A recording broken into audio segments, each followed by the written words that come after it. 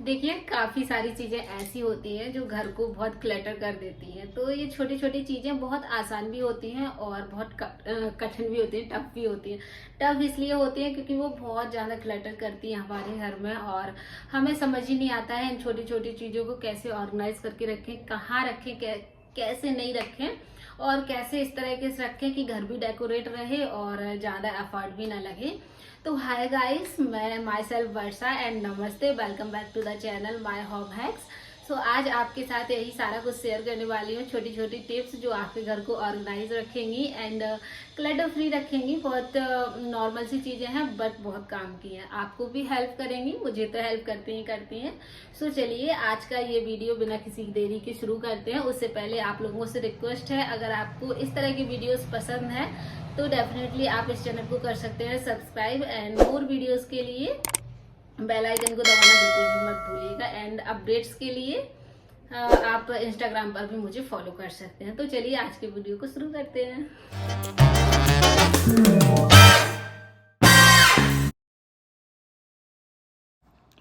हमारे घर में ये ग्रॉसरी बैग काफ़ी क्वांटिटी में आ जाते हैं। जब भी बाहर जाएंगे कुछ लेना होगा तो बस एक ग्रॉसरी बैग ख़रीद लेते हैं। तो ये धीरे धीरे करके काफ़ी सारे हो जाते हैं। और मेरे पास रिक्वेस्ट भी आई थी कमेंट में कि दीदी आप इनको कैसे ऑर्गेनाइज़ करती हो, आप बताइए। तो देखिए, इसको मैं कुछ इस तरह से फ़ोल्ड कर लेती हूँ एंड इसको जैसे पॉलीथिन फोल्ड करते हैं उसी तरह से फ़ोल्ड करना है। इस तरह से उसको टाई कर देना है तो ये बिल्कुल भी यहाँ वहाँ नहीं होंगे और अच्छे से पैक बने रहेंगे।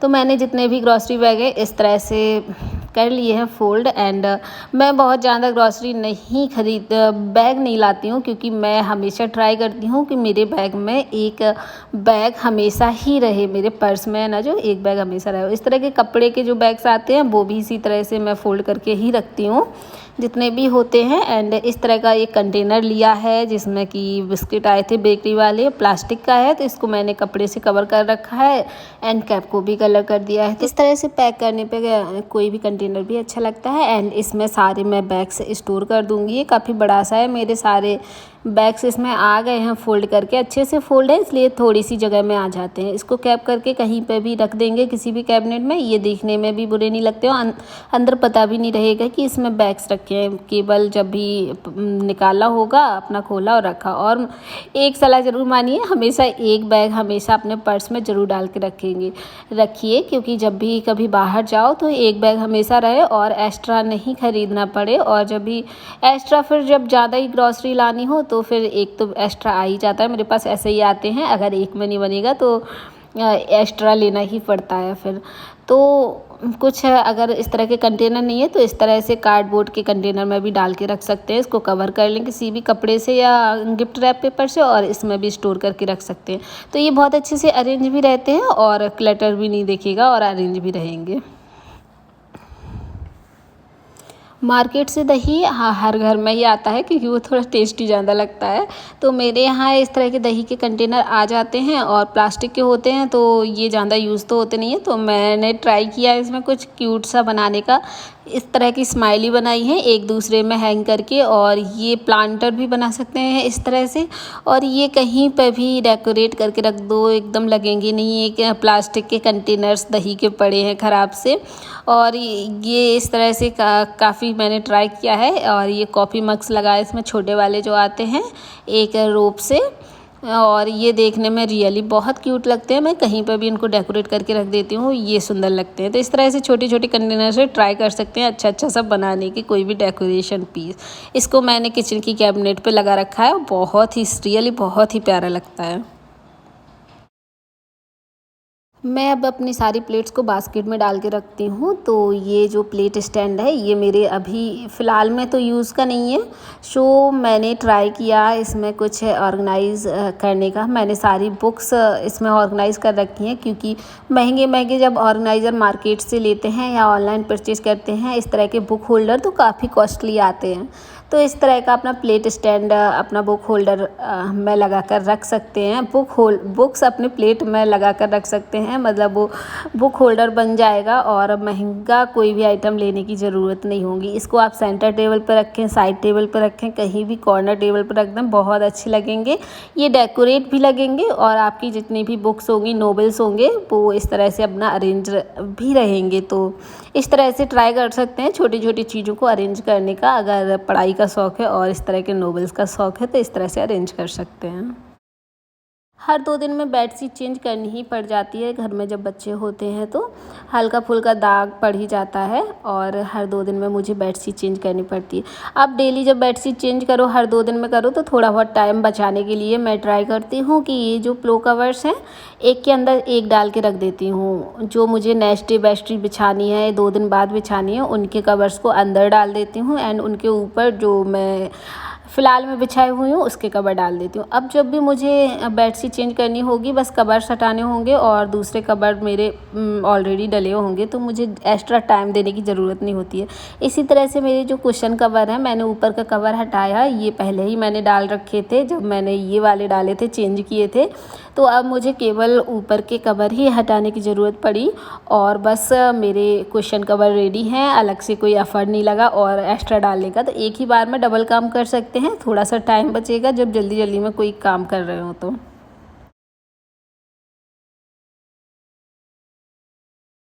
ये 15-15 रुपए के मैं मार्केट से छोटे छोटे से पॉट ले आई थी। बड़े क्यूट लग रहे थे देखने में और सिर्फ 10-15 रुपए में अगर इतनी छोटी छोटी चीज़ें पसंद आती हैं तो ख़रीद लेनी चाहिए।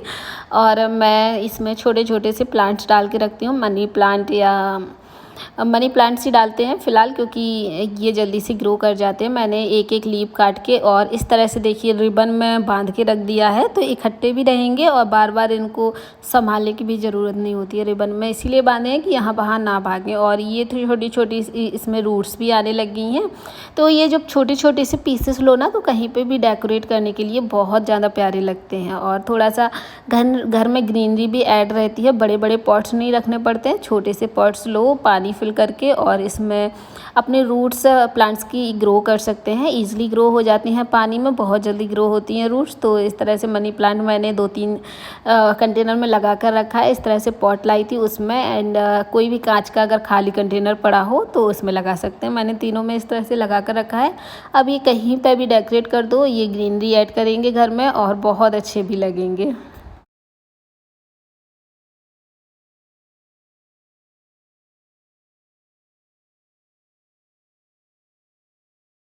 मेरी दित्या की कबर्ड, डॉटर की कबर्ड हमेशा ही अरेंज रहती है, क्योंकि मैं इस तरह से अरेंज करती हूँ। मेरे इसकी अलमारी में जो भी बिखर जाए, मैं बस एक बास्केट को हटाना पड़ता है और 2-4 कपड़े जो यहाँ वहाँ हो जाते हैं उनको ही अरेंज करना पड़ता है। सारी अलमारी को फैला के दोबारा से लगा के घंटों का टाइम नहीं देना पड़ता है। सिर्फ डेली या 1-2 दिन छोड़ के 1-2 दिन 2-4-5 मिनट का टाइम दे दो और इनको उसी बास्केट को अरेंज कर दो जिसमें फैला हुआ है।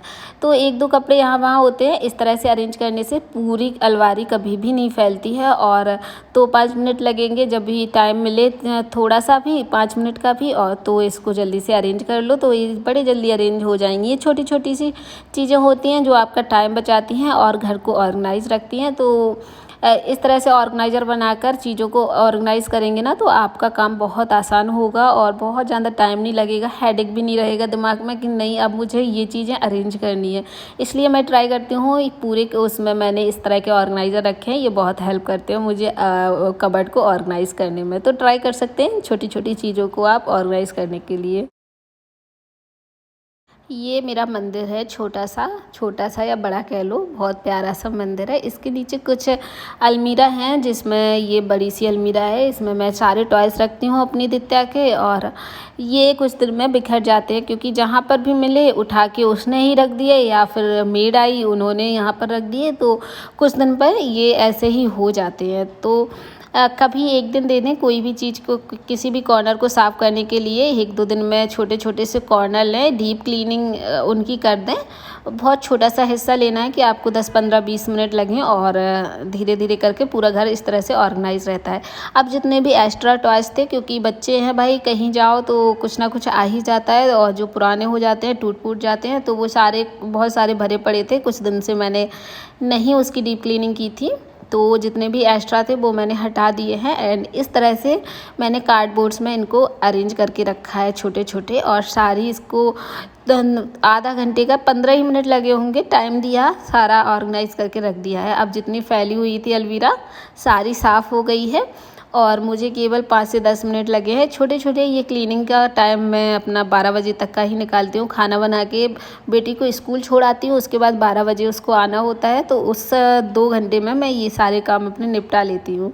अब जो ये वो अलमीरा में तो सारे भर गए हैं, और ये इस तरह की आप बास्केट ले सकते हैं। इस तरह की बास्केट में क्या होगा कि बाहर साइड भी रख दो तो ऑर्गेनाइज रहेंगे आपके टॉयज़, और देखने में भी वो बुरे नहीं लगेंगे। ओके फ्रेंड्स, तो that's all for today and I hope you like this video. So अगर थोड़ा सा भी आप लोगों को हेल्पफुल रहा हो ये वीडियो और पसंद आया हो, तो एक लाइक तो बनता है, क्योंकि आपका एक लाइक मुझे काफ़ी मोटिवेट करता है। और आप अब तो आप इस फैमिली का पार्ट बन चुके हैं, परमानेंट वाले, तो आपका एक लाइक तो मेरे लिए बनता ही है, मेरी मेहनत का। सो चलिए फ्रेंड्स, अब आपको एक नए इंटरेस्टिंग वीडियो के साथ मिलूंगी। तब तक के लिए bye bye friends, tata and take care.